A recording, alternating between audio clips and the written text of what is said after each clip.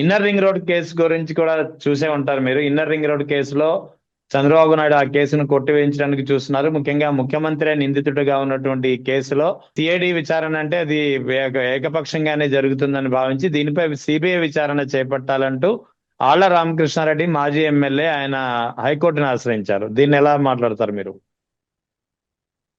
Sir, ఒక ముసలావిడ చనిపోయే పరిస్థితిలో ఉంది. కొన ప్రాణంతో ఆపరేషన్ చెయ్యాలి. ఒక డాక్టర్ గారు లోపలికి రాగానే ఒక పెద్ద ఆవిడకి, ఒక 40 ఏళ్ళు 30 ఏళ్ళు ఉన్నవాడికి దగ్గు జలుబు బాగా వస్తుంది.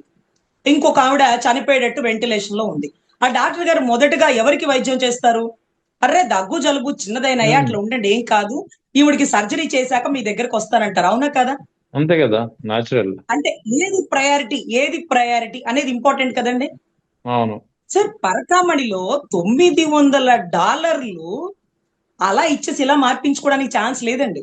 అది ఎక్స్చేంజ్ ద్వారానే వెళ్ళాలి. ఆ $900 దొంగతనం ఎవరు చేసినారు?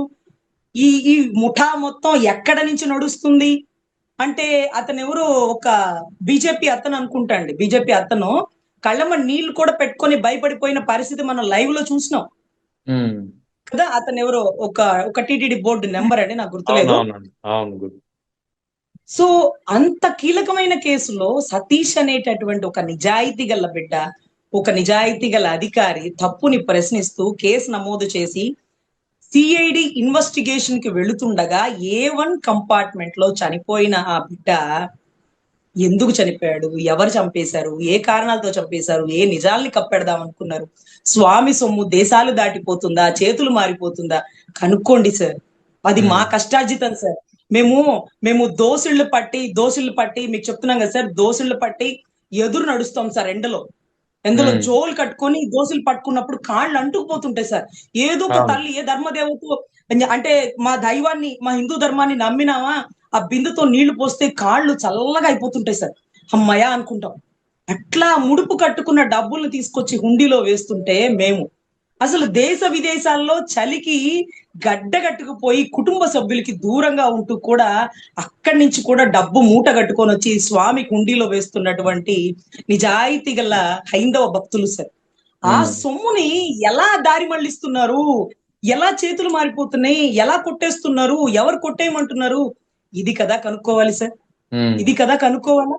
ఇన్నర్ రింగ్ రోడ్ అలైన్మెంట్ ఇటెందుకు తిరిగింది, అటెందుకు తిరిగింది, ఇది తిరగడం వల్ల ఎవరి భూములకి రేట్లు వచ్చినాయి, ఆ భూముల్లో ఏ పాల వ్యవస్థ, ఏ పాల సంస్థలు ఉన్నాయి, ఇవి ఎంక్వైరీ జరుగుతుంటాయి సార్. కుంపలు మునిగిపోయే కంగారేం లేదు, జరగనివ్వండి.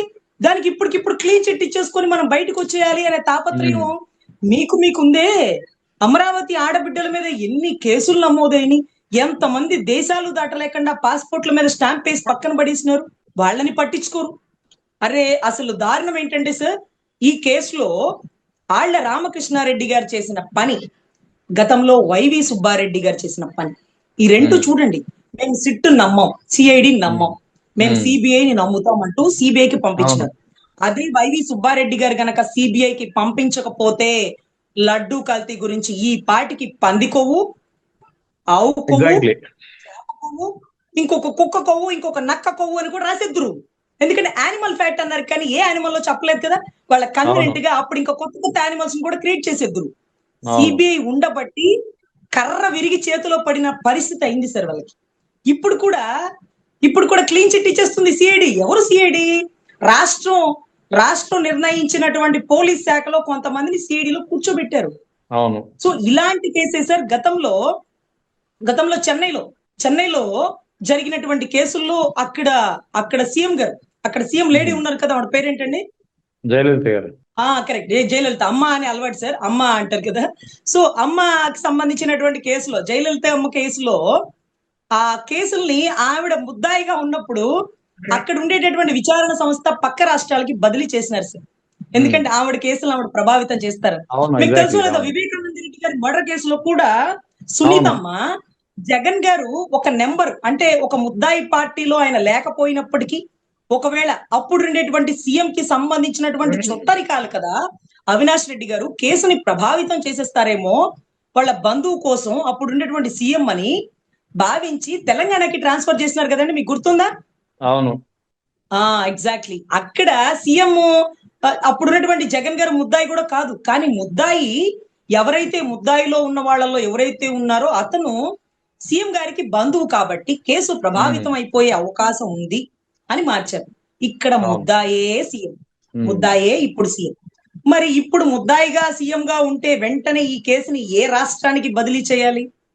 ఏ రాష్ట్రంలో సీఎం గారి కబంధ హస్తాలు లేని రాష్ట్రానికి ఈ కేసుని బదిలీ చేయాలి. ఈ గోలంతా ఎందుకండి? అన్ని చోట్ల ఆయనకి సంబంధించినటువంటి వర్గం ఏదో ఉంటది అన్న అనుమానంతో ఈ గోల ఆ గోల ఎందుకు? డైరెక్ట్ గా సిబిఐ విచారణకు పెట్టించేసేయండి అంటూ 486 పేజీల గల ఆధారపూర్వకమైనటువంటి ఎవిడెంటరీ డాక్యుమెంటరీ పొందుపరిచినారు అప్పట్లో. అవును. సో దాంట్లో 320 310 నుంచో పూర్తిగా ఆధారాలు ఈ రింగ్ రోడ్ ఇలా తిరిగి ఇలా వెళ్ళింది కదా, ఆ వెళ్ళిన దగ్గర భూములు ఎట్లా ఉన్నాయి, అవి ఎవరివి, ఎవరి పేరుతో రిజిస్ట్రేషన్ అయినాయి, వారి బినామీలు ఎవరు, వారి ఓనర్లు ఎవరు, వారి చుట్టరికాలు ఎవరు, వారికి సీఎం గారి కొడుక్కి ఉండేటటువంటి సన్నిహిత సంబంధాలు, ఇవన్నీ కూడా ఆధారపూర్వకంగా లిఖితమై ఉందండి.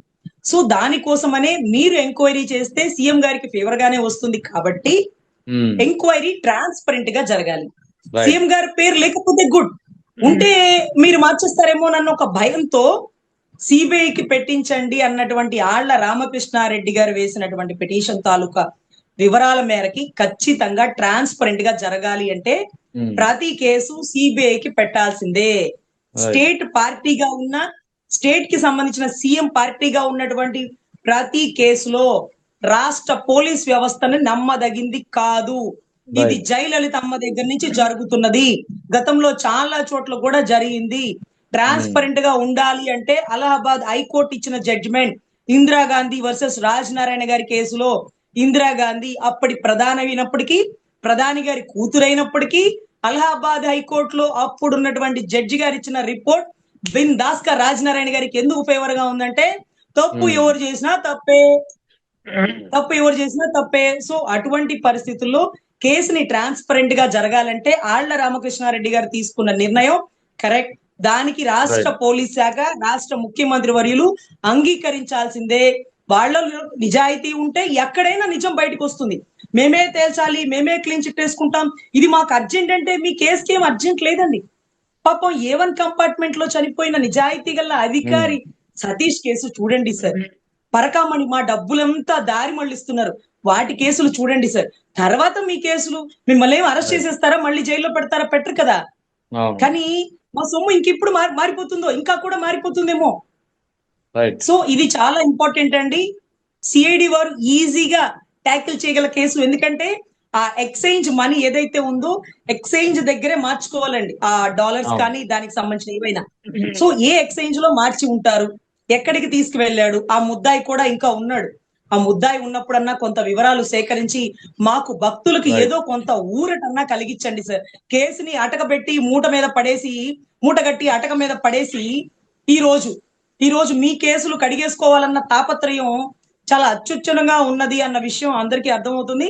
ఎనీవే సిబిఐ కరెక్ట్ అని నేనైతే నమ్ముతున్నాను సార్.